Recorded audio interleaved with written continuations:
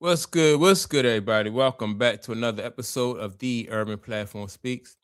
Make sure to like and subscribe as you tune into the channel and check out the content. With that being said, man, I want to speak on the recent podcast that I watched. It was a running back podcast when they spoke about Victor Wembanyama being on minutes restriction, right, for the Spurs. And because they had recently they played the Memphis Grizzlies and they lost a close game. And Victor Wembanyama was not in there. And as a matter of fact, he didn't even start that game, right? So he didn't start the game, and then when it was coming down to the wire, he wasn't in there. And I spoke about this too on my live show Sunday, on a Sunday live show, and I was telling everybody that you have to restrict his minutes because he is like his body is not fully matured. And his style of play where he wants to like dribble the ball and try to take people off the dribble and come from the top of the key or come from the wings and score and use his athleticism. He placed a lot of stress and strain on his bones and his ligaments and stuff like that. That's why he had like a calf, had an issue with his with his calf and like minor little injuries. If you remember when Steph Curry not a big man, but when Steph Curry first came to the NBA, he had like ankle injuries all the time, right? Problems with his ankle.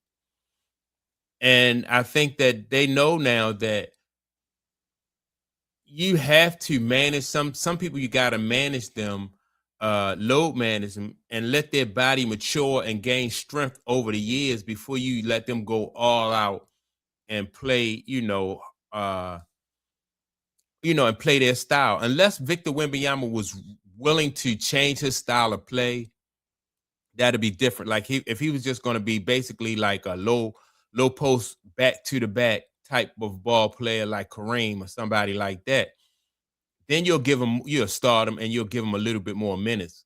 But I think it's wise for the Spurs to restrict this guy because of his style of play.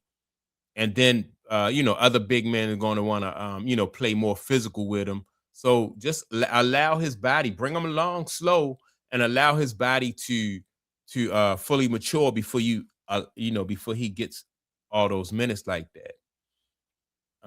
In the long run, and so I'm ready to play Run It Back podcast because I think in the long run, I think it's the right thing to do if you want to. I think 30 minutes a game. That means that you just have to coach. Make sure when he go out of the game, 30 minutes is still a lot of minutes. But make sure that when he leaves the game, that you had the game in hand. And if he leave the game before you had the game in hand, then you just have to live with the results, just like they did. No Ja, no Devin Vassell for San Antonio. Jaren Jackson finished with 21-9. Cam Spencer, 21-8. There's another one? It's crazy. Wemby had 30 off the bench. He played 21 minutes. Now, this was a close one. It came down. Oh, he played 21 minutes. That's good. That's good. I thought he played 30 minutes. So he played 21 minutes. That's good. The wire. And the big topic of conversation is the fact that Wemby still on a minutes restriction, still coming off the bench in the game, had a 30-point night, but there was 3:45 left in this bad boy. He's out. He doesn't come back in. Spurs basically lose at the buzzer. A lot of talk, Chandler. So look, at this point in the season, you still, it's like you still gonna make the playoffs. At this rate, if they was in any danger of not making the playoffs, then he would have been in there, right? They would have put him back in there because ain't no use in saving him in that kind of situation, right? But long term, and I think it's good for the rest of the team too. You have to learn how to play without Victor just in case he do get hurt. So I think it's a good move by the Spurs all the way around. It's good for Victor. It's good for the players on the team. And it's good long term for the team.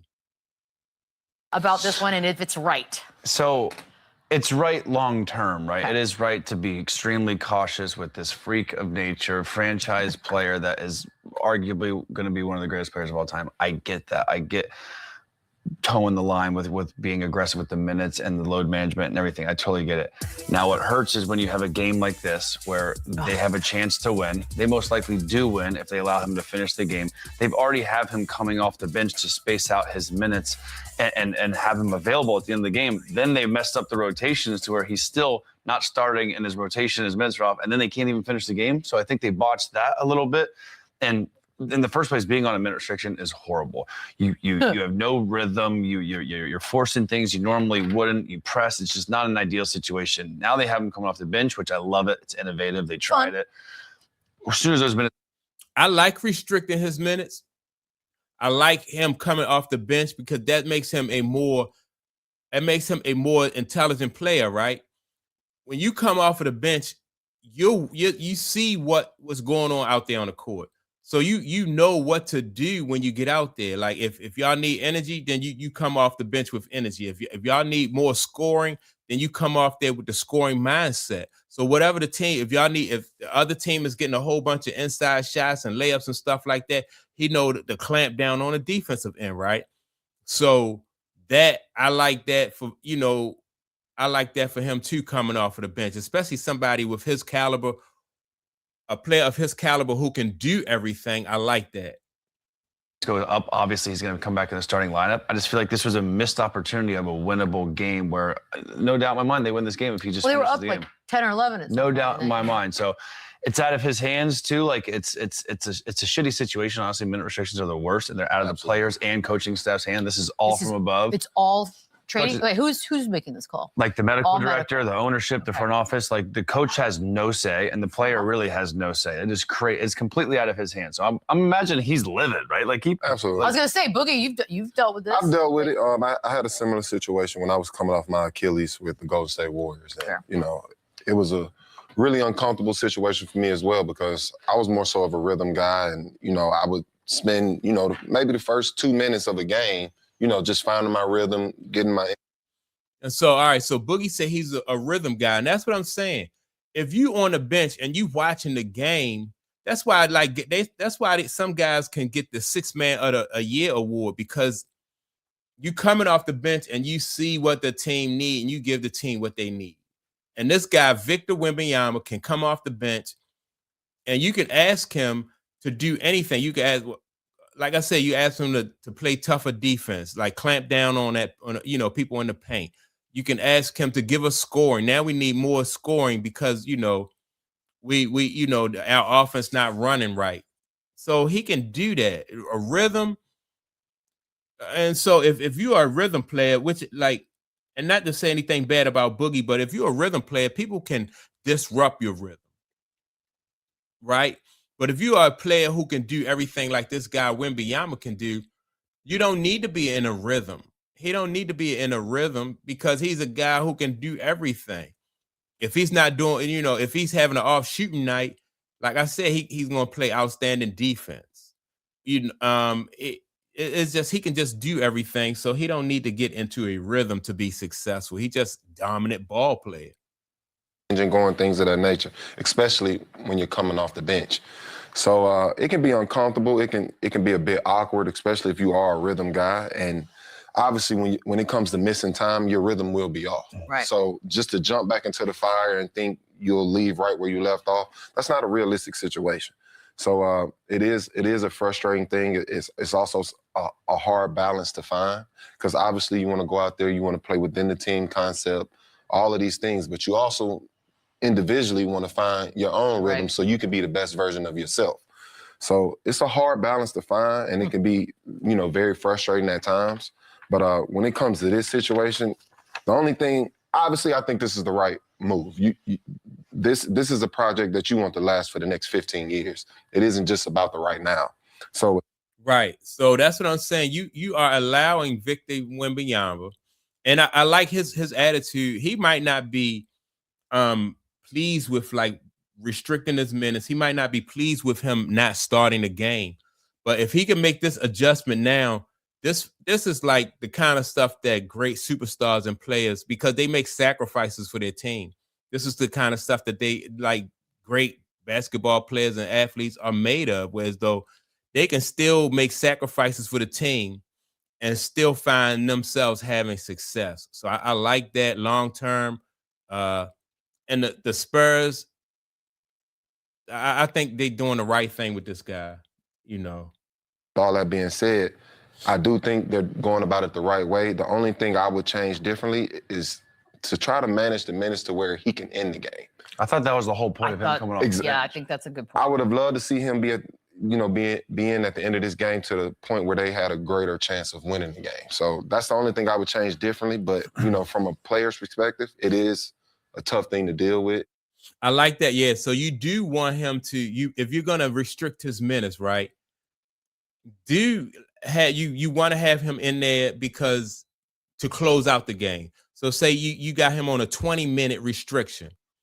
So you're going to give him 5 minutes during each quarter, right?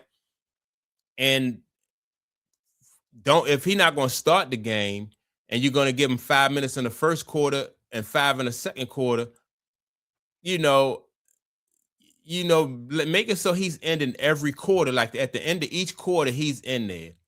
And yeah, they messed up. I think that the Spurs will correct that, because the game that they lost to Memphis was a very winnable game.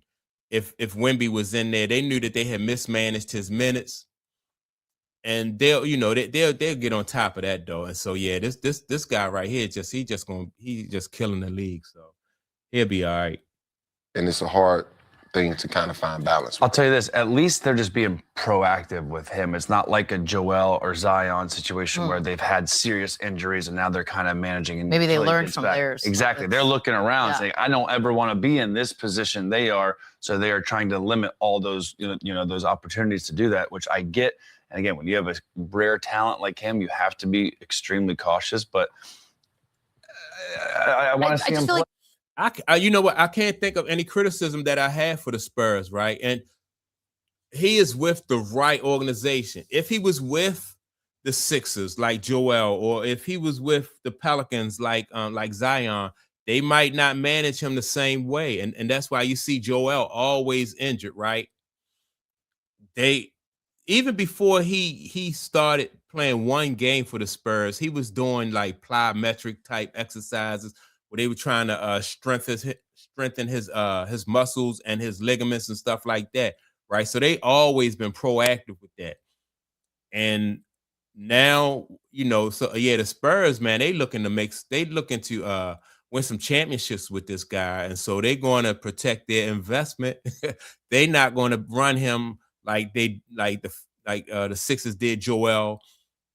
They're not going to be reactive like the Pelicans are with Zion, right? They just taking control of this thing from the jump, and they're gonna win some championships with this guy. So yeah, man, I think they're doing the right thing by restricting his minutes and allowing his body to strengthen up.